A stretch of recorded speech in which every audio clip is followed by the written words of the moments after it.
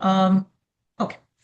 So, hi everyone. If you're watching this video, I'm assuming you're planning to apply for your MBA very shortly and you have Tuck School of Business on your radar.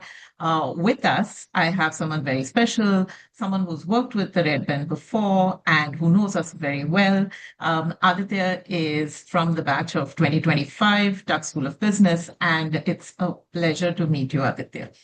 I Yeah, think what we're really looking likewise. forward to Thanks your for having me. insights today. Yes. Okay. So Aditya, on today's conversation, just to give you some context, I'd love to understand your perspective on the world, post MBA. We'll also delve into some part of your tech experience, and we'll bring Yep. that up at different points. We'll talk about your own application because now, when in hindsight, I'm sure, there's a lot that you would maybe want to talk about looking back on that part of your journey. And we'll close out with a fun round where we'd want to get your perspective on a few things around, Tuck that you'd like to tell us. All right.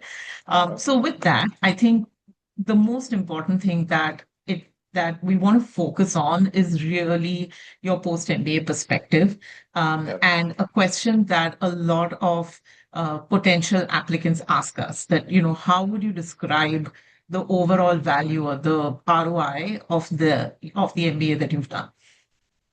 Yep.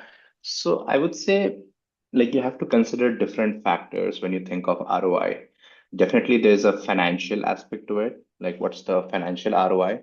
And so, to describe my experience, like, I'm in consulting, and if you get into jobs like consulting, banking, or even some tech jobs, I think the financial ROI makes a lot of sense because these jobs pay good enough money for you to pay off your loans in sufficient time and then have good future prospects. So financial ROI does make sense, but I think it's more than that. Like coming to the US, I would say getting that experience. And I cannot comment on all the other master's experience, but MBA is definitely a transformative experience.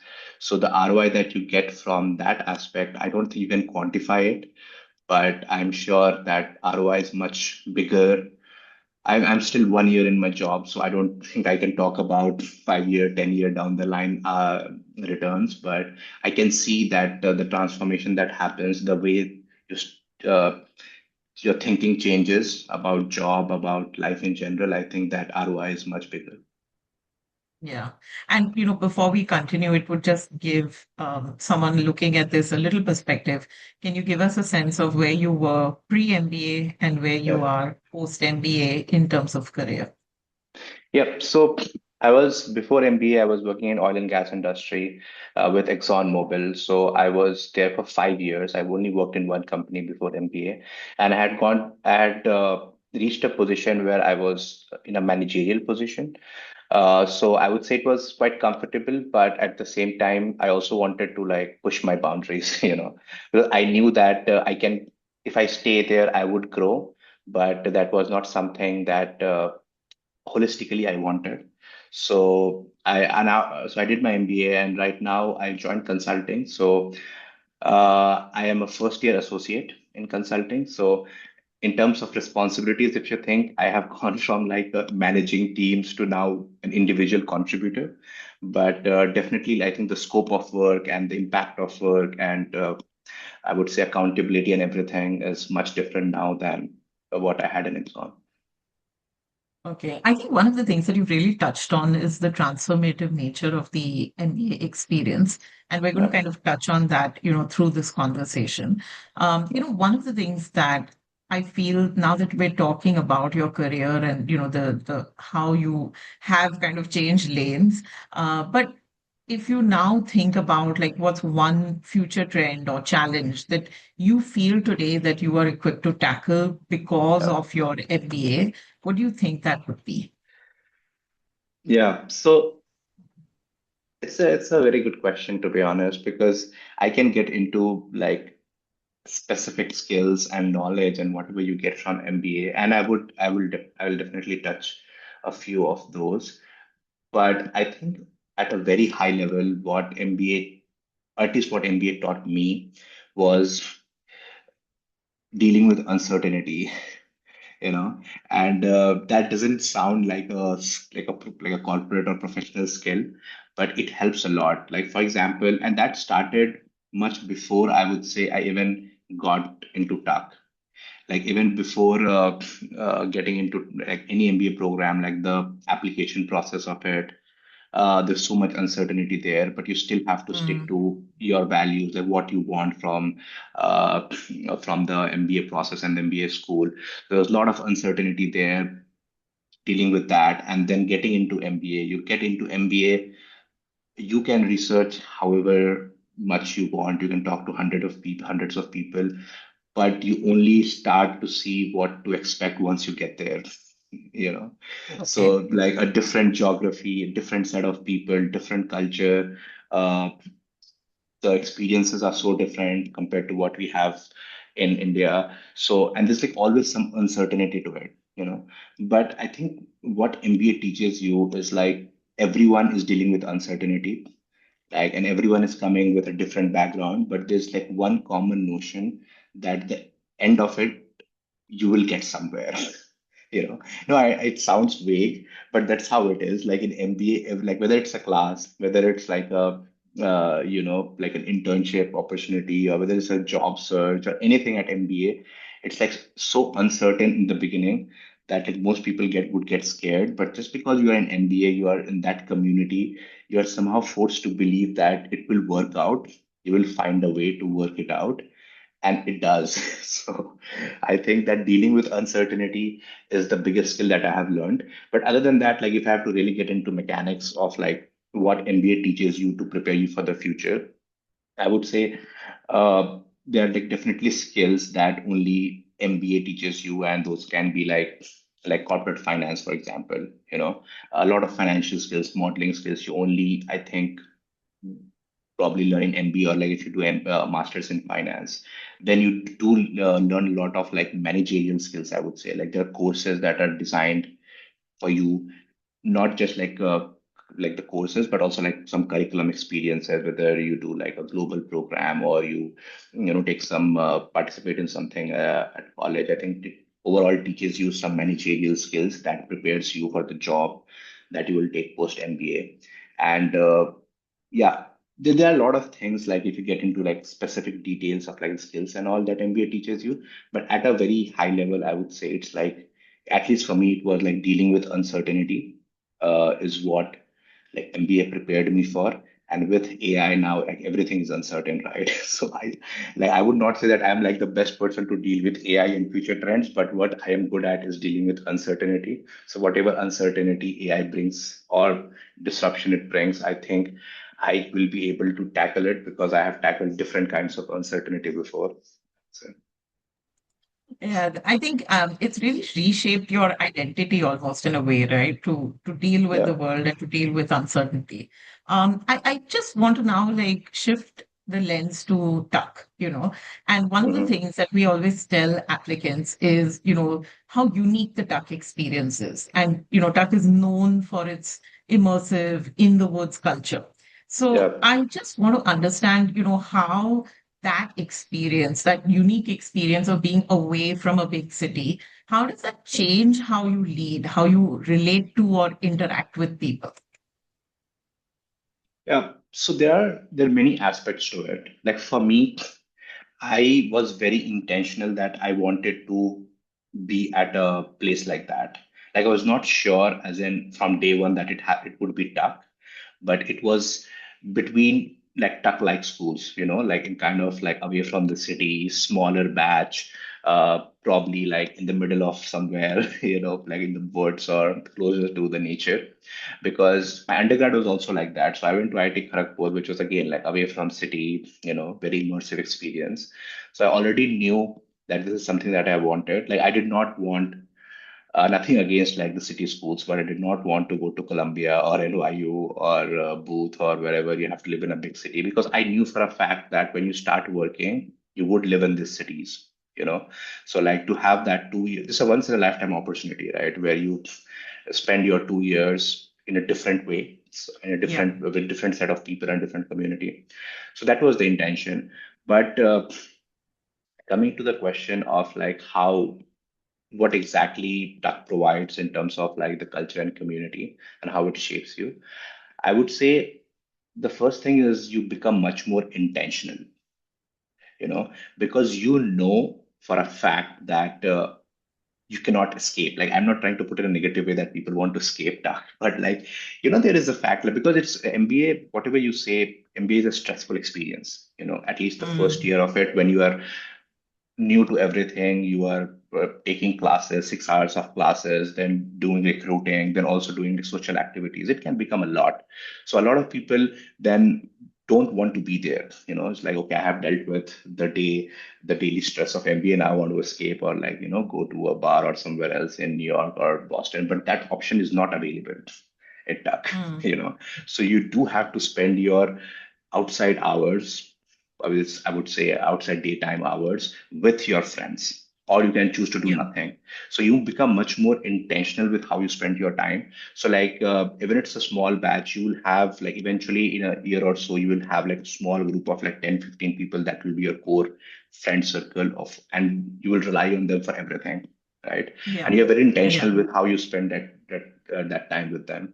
So that's one. The second thing is I also feel like the school is also much more intentional then, you know, because they know that okay, we are staying here, like 300 of us don't have much to do. So the school also organizes the curriculum in a way that it's much more collaborative, right? Yeah. There are like school events almost every month where whether it's a social event or whether it's like a academic event, but every month or like every other week you would see like the entire school coming together. I mean, I say entire school, it's not just like oh the different like first year second year students coming together. It's like the dean would be present, like the dean Matthew Slaughter. I love his energy. Like he tries to come to almost every student event that exists, right? So like he's always present. You see at the MBA, people from MBA office, they are there. So it's like it always feels like people are invested in you. You know what I mean? Mm, So I think yeah. that's the difference that I felt. I did not have this experience in IIT Kharagpur, but also for it's a very big university. So yeah, like when we talk about like immersive nature and community, these are the aspects I'm talking about, where you feel Yeah. that okay, everyone is invested in you, and, and then it goes the other way as well. Then you feel invested in others, right? Because like when I was Yeah. in second year, I felt that okay, somehow it's my responsibility to make sure that the first years are okay. So I have to turn up to all these events, I have to help the first years do the case prep or like however I can help them in like the recruiting. So I think it becomes much more intentional from every member of the community. And that's how you think that it's like immersive. Mm, mm. And I'm going to ask you to hold on to those thoughts around, the very personal and community-led kind of experience, because Okay. now I just want to go back and I Okay. want to just also talk a little bit about, tuition and living expenses, because Yeah. that seems to be the most obvious thing that people think about. But we Hmm. always tell them that you need to understand that there's a hidden cost, to the Yeah. MBA experience. So, just looking at your own experience, what would you say were, the most unexpected kind of expenses that you encountered? And what is it that an applicant definitely needs to start budgeting for so that they can enjoy the full tuck experience? Yeah, no, that's a very good question. I was not very good at budgeting, to be honest, but I learned it the hard way. So if I have to give like straight up honest advice, I would say whatever uh, Stuck would give you like a budget, right? And that would be like a tuition budget and then a personal expenses budget as well. I would say that take that. My Mm, advice would be to take that, but on the personal expenses, whatever they have given, just like add 20% on top of that, because they would not mention the expenses you will have when you do all the travel. And this travel is not like just the GIX, the global program that we do. You will have like student-led MBA treks, which will at least be like you'll at least be going to three or four. Like you can choose not to go, but eventually if you want to have the whole MBA experience, you will do it. So definitely I would say budget for the travel.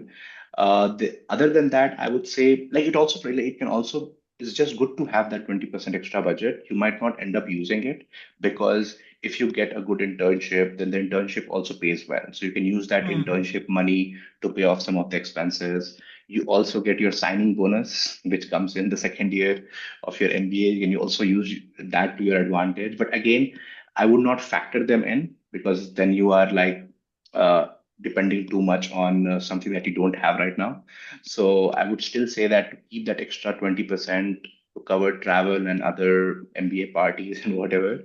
But on the rest part of like whatever else the like tuck gives you, I would say is pretty accurate. Like that is what you would be typically expecting to spend in 2 years. yeah. Okay. Yeah. So now I'm going to come back to this whole personal community driven experience, as well Yeah. as, now understanding all the different things that you want to experience during your MBA. But now I'm going to ask you about your own application, um, Yeah. a little bit about, the kind of reflection you did at that time, because, you did a lot of very structured reflection with us at that time. And you also had so many conversations, with students and alumni before you applied to TUF. But, Yeah. if you look back, what was the most, like the most difficult soul searching kind of question that you had to answer that took perhaps the most time for you to bring it together? Yeah.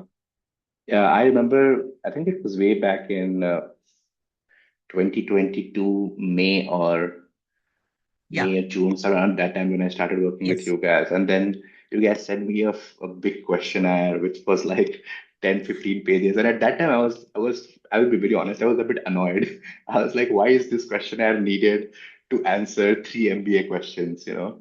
But I think that's where the introspection started. Like, I understand it now why you guys do it because you want us to like get into uh, like introspect different phases of our lives, and that Yeah. not necessarily brings out a story, but it like connects the dots, right? Like what is important to you and what's not. So I think the introspection started there, and that's where the soul searching started, to be honest. Like the questions were so detailed that you guys were asking me questions like, okay, what happened in high school or like first year of college or something like that. So I think that's where the soul searching started. uh, I would say in terms of the MBA questions, which where I had to really soul search was, I think there are three MBA questions at TAG, and the second MBA question is like, what values are most important to you, right? I think that Yeah. was, and how would you contribute to TAG? Initially, I think I approached it in a very essay kind of way where I would like list down three values and try to have like a holistic depiction of my personality. But I think after having multiple back and forth with Preeti, who was my consultant, Mm, I think mm, one thing that really she stressed about is yes, we can have multiple values, but it's always about one thing that kind of defines you to a large extent, right? And yeah. to find that one thing which also to find that one thing that also has like enough experiences so that it can tell you story, that was like very challenging for me. So I think what I eventually did was like I did not try to force fit like multiple values to tie it to some of my Mm, experience. So eventually, what I did was like I was very honest, like, and I don't remember what I chose. I think it was somehow related to like teamwork and yeah. being able to work in a community, which actually worked for Tuck.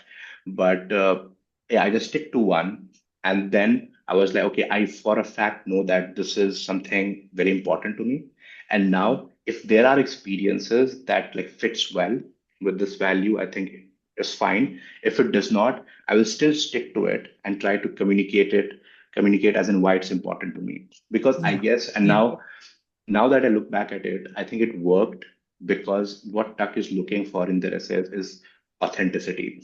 Like, yes, you can Yeah. have like a fancy value system and like well curated essays and all of that, but unless it's authentic, like it really explains who you are, and Yeah. if you can defend that in the interview, if there is like a strong correlation between what you have written and how you are explaining about that value, I think that goes a long way. And Yeah. no one knows what exactly works in an MBA interview, but I would say like if I have to really pick one for me, I think it would be that value essay and how it came out in the interview because it was personal and it was authentic. Yeah. And I think the way you've described your experience at Tuck and the way the school is so mindful about how they bring the community together across the curriculum as well as outside the classroom, I think it kind of gels very well with the approach that you took to tell them what really mattered to you, right? Like the Yeah. honest approach. So I think that really comes together well. And I just want to touch upon that in a minute. But the first thing I also want to ask you is that, when people come to us and talk to us, and I'm sure when they talk to you about, your experience, the first thing that, people will kind of talk about is like GMAT scores and, how much they scored and what their resume looks like. But Yeah. I'm more interested in understanding that now, like beyond the GMAT scores, beyond the resume, like what do you advise an applicant to do in the 6 months before they apply to business? Yeah. Um, Yeah, you're right. Like most of the people who reach out start discussing like GMAT and profile and everything. And to be fair, that's important. Like it's very important. Like it's like kind of a screening question, right? Like if you don't have good enough GMAT or if you don't have a diverse enough profile with good enough experiences, you won't get a foot in the door. So that's like basic. So we also have to acknowledge that. I Yeah. think that's very important. Uh, but the thing is that once that's done, there is a lot more to do. It's your job does not end at getting a good GMAT score or like having flash things on your resume. So I would say that yes, get your GMAT, and that's what I say to most of the people who reach out to me. That get your GMAT and get your resume and profiles and everything sorted. But then, if you have time, most people don't have that time. I didn't have Mm. that time between getting a good GMAT score and then doing all the research and then applying. Yeah. So it was like going parallelly. But if you do have the time, I would say that you can devote that time to doing research. And then there Mm. are multiple aspects of doing research. First is, I would say, before reaching out to anyone, you should do your own desktop research, which means going through the websites, going through whatever is mentioned, and then seeing uh, like the basics should be covered. Like I Mm. feel like Mm. even before talking to a consultant, I should know what are the schools that I am inclining towards. That is my Yes. opinion. Yeah, like the Yeah. consultants, like you guys have done a good job. You are doing it for so long. You have all the inputs. But like for me to not get biased and for me to actually leverage like you guys' experiences, I feel like I should do my own research first, right? So Mm. I think I would expect everyone to do that first. Like go through the website, see what works for you. And then that's the first part of research. And then obviously working with a consultant, trying to understand like what are the recent trends, how should you approach the applications and all. But I think the biggest part of doing research is talking to people. There is Yeah. no replacement to that. And when I say talking to people, it's the students at that MBA program right now, the recent alumni, like 1 year, 2 year down the line, that can be it. You can like start as simple as like cold reaching out to people on LinkedIn. It might not work well for all schools. For Tuck, I would say the response ratio is a bit higher.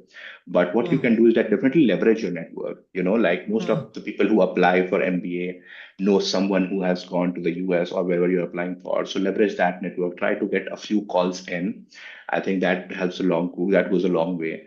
There are a lot of events, online events that these schools put up on their website. So register for those. Even if you're not saying anything, just dial in, listen to what they are saying. It might be a very generic admissions event, or it might be an event for like a club, or Mm. like an affinity network. Just dial in. I feel like it's not even about showing your face for admissions to remember you. It's about the more engaged you get with the school, I think you would know whether you are liking the school or not, Yeah. right? So you Can would you get envision to yourself there? exactly like you would see people how they talk, how they Yeah. engage, and so I would say that yes, like doing basic desktop research, talking to people, attending events, these are like very critical things that you have to do before you put your application in.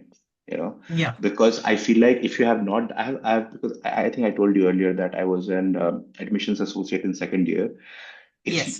if people have not done that and still got an interview, because you can get an interview if you have a good profile, good Mm. GMAT score, you can get an interview.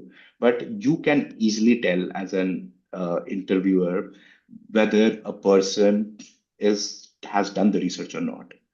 It's like very obvious. Like students, like mostly, I would include myself in that, but most of the Indian students who apply to like 7, 8 business schools think that it's just a copy paste, like we apply to one school, we just copy paste the same essays, and every school asks the same question. Maybe they do, but every school can easily tell whether you are prepared for that school or not.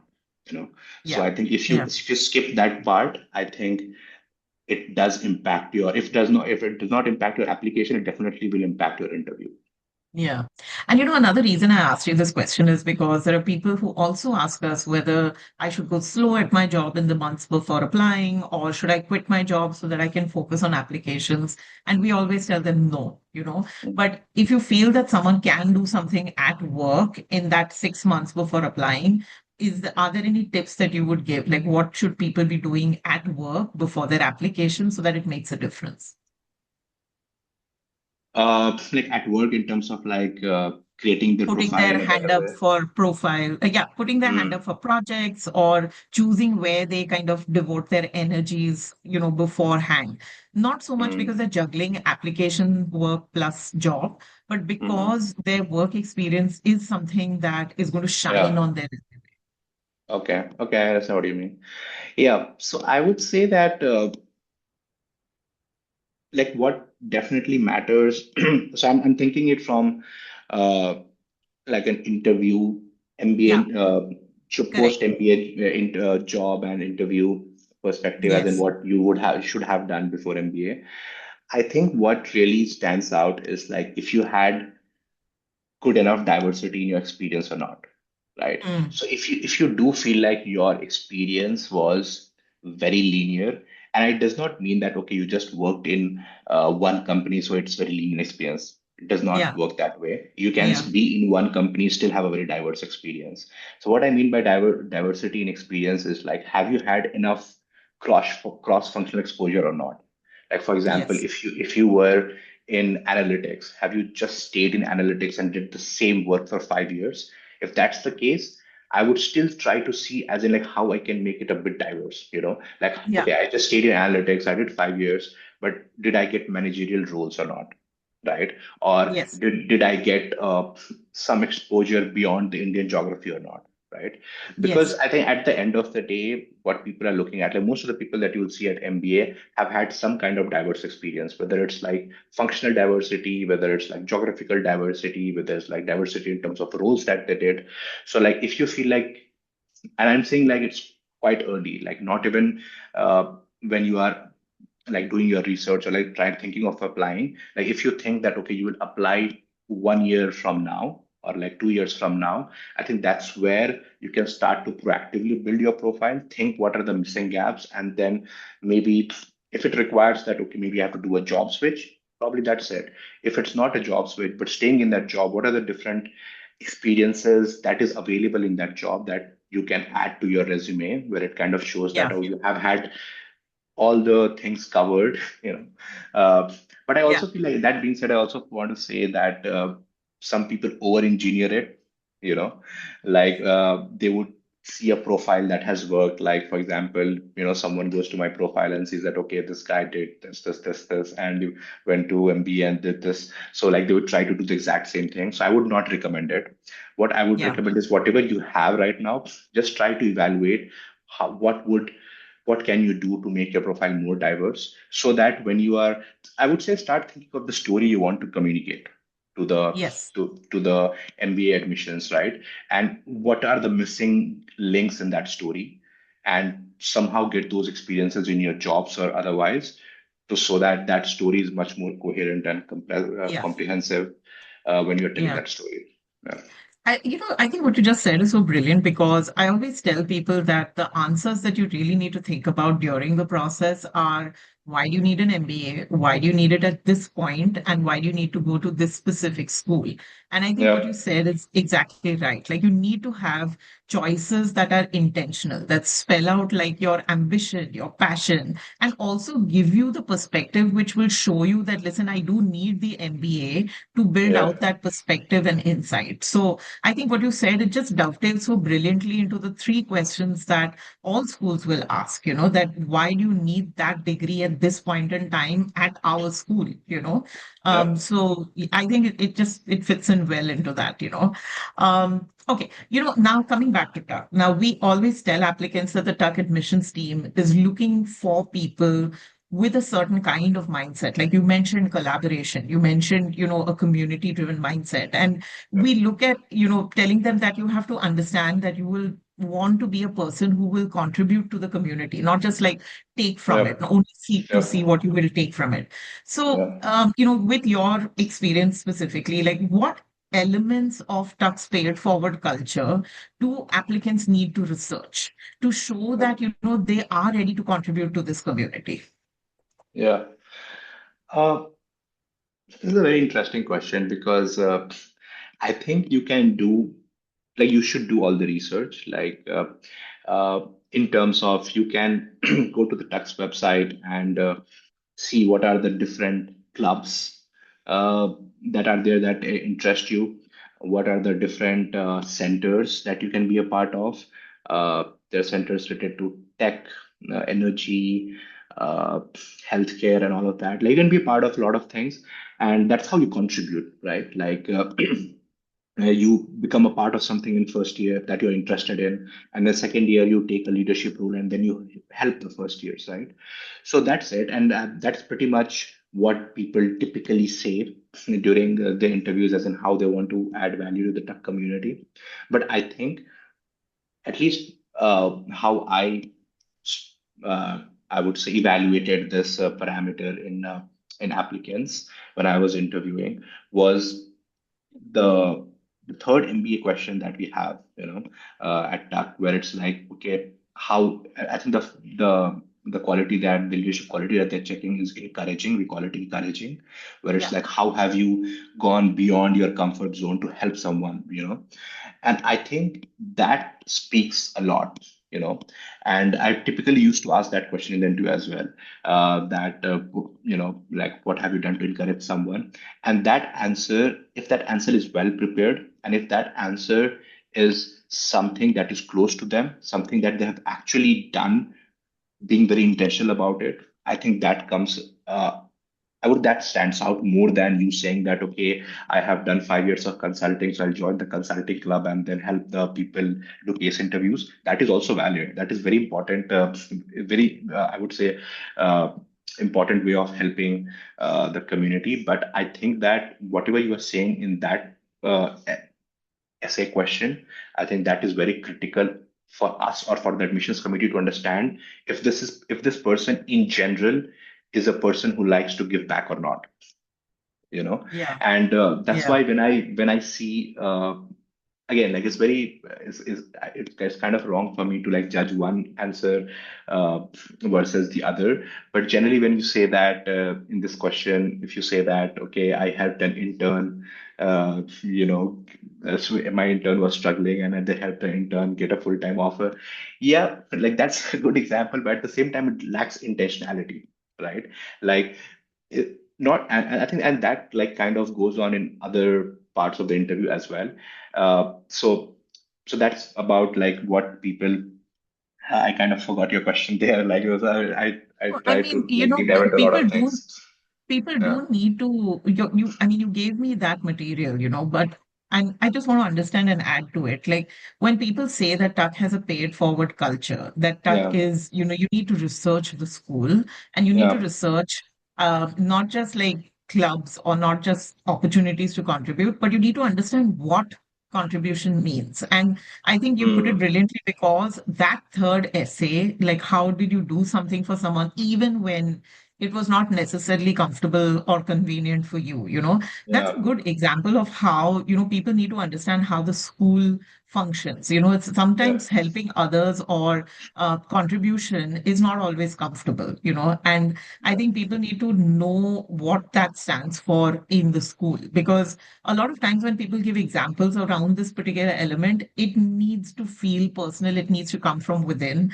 And we've Yeah. seen successful essays focus on everything from something that happened in high school to something that's happened very Yeah. recently. But Yeah. the thing that like is reflected across each one is just how personal it was and why it resonated so much with someone. And you're right, sometimes you can do something at work and it's fine. You maybe juggled your own work schedule to help someone else, but that's Mm. not really paying it forward or putting yourself in a position where you're uncomfortable sometimes yourself. Yeah.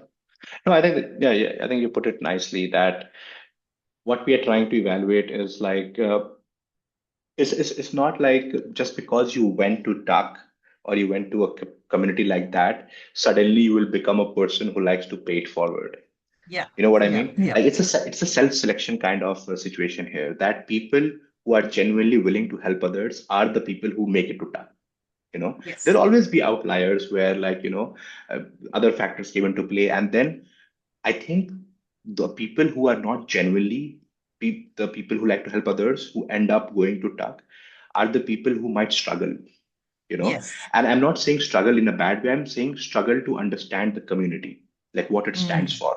Like for example, I'll yeah. give you an example what it means for me to pay it forward. If someone reaches out to me on LinkedIn, even like cold reach out, no connections, however, I somehow feel responsible that I need to respond to them. And Yes. it's not because Tuck has given me like a target that okay, I have to address all the responses. No, Tuck has said nothing to me. It's just a part of me which Tuck has, like, I would say, sharpened much more in terms of like, okay, Mm, I'm a person who would like to help someone if I can. And then I saw that much more explicit at Tuck, where it was much more appreciated if you do that. I would say mm, that now that it has become a core part of my personality. yeah. So like Yeah. paying it forward is basically, it sometimes not even means like going too much out of the comfort zone.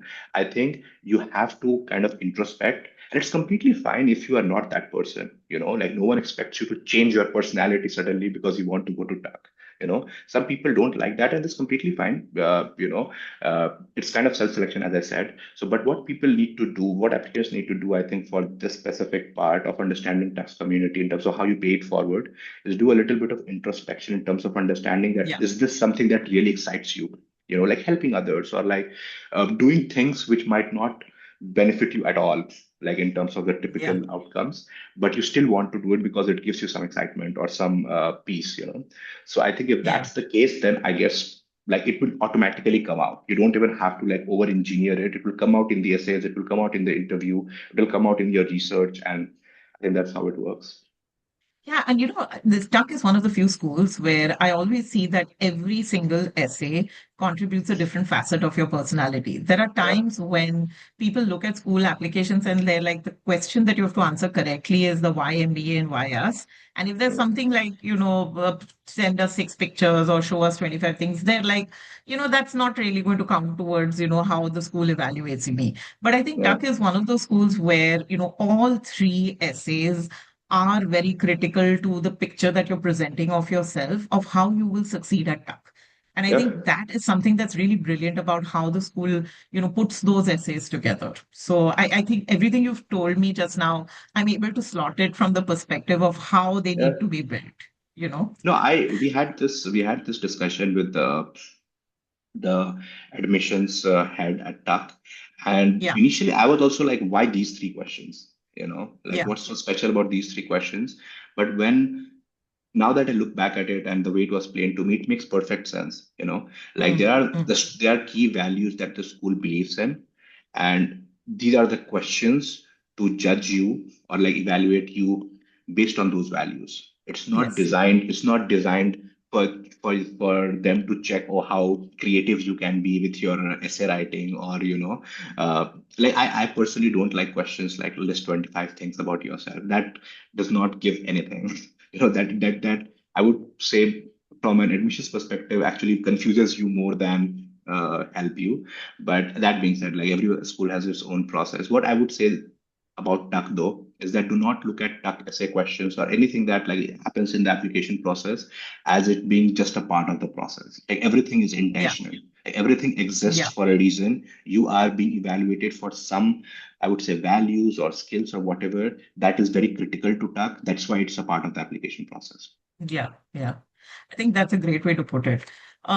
I now want to just go to the fun part of this conversation. And, there's so many things which people ask us, and I've just kind of put that together. And I want to ask you this more like in a rapid fire kind of manner.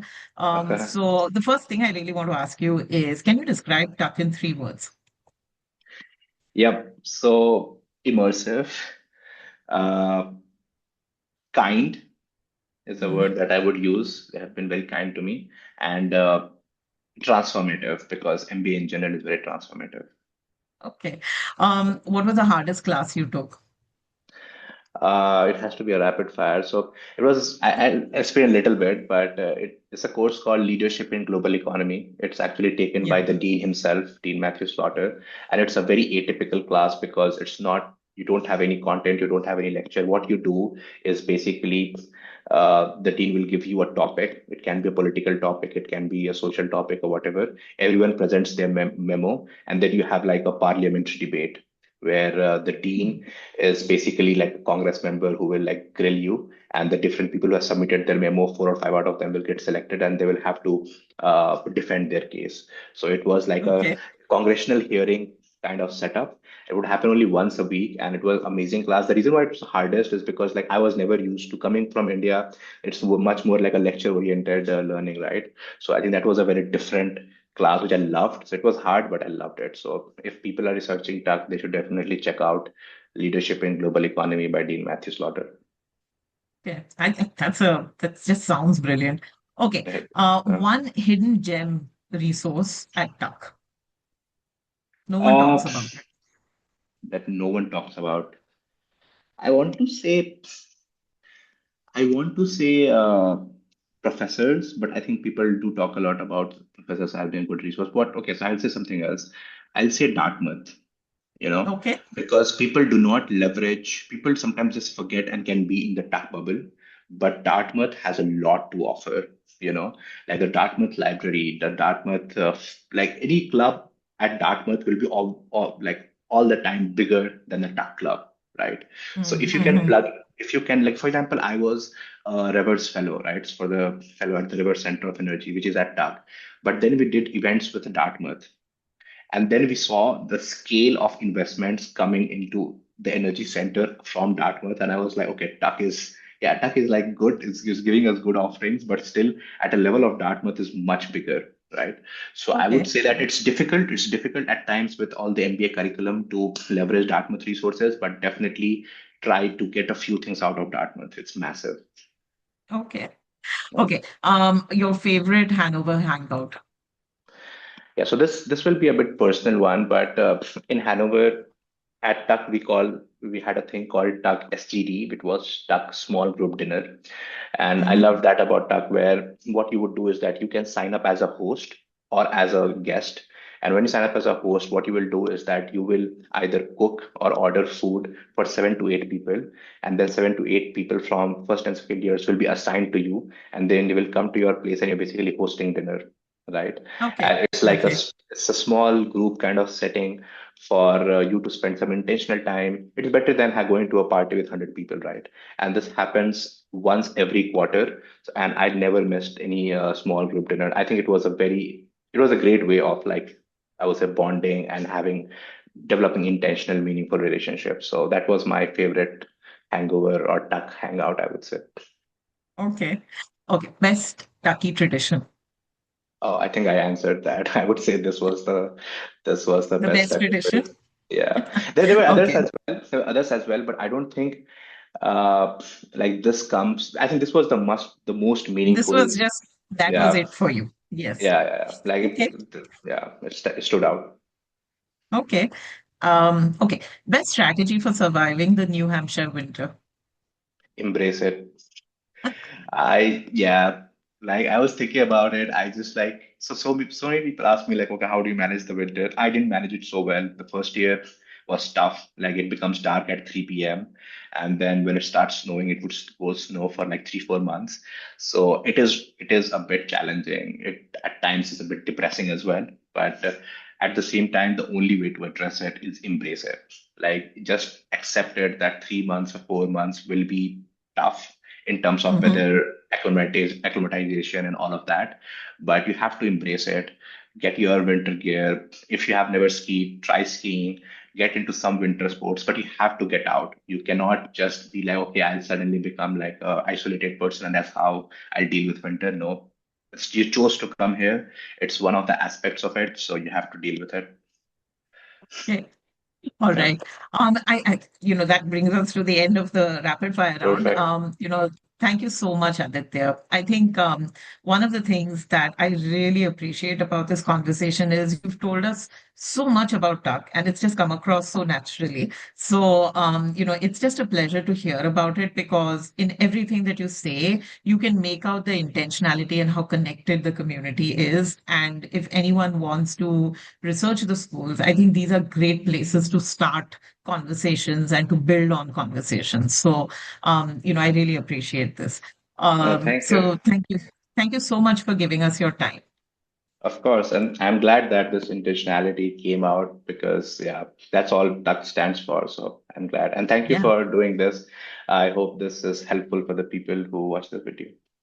great. And you may have more people reaching out to you after watching this video. So Always thank you happy so to help. much.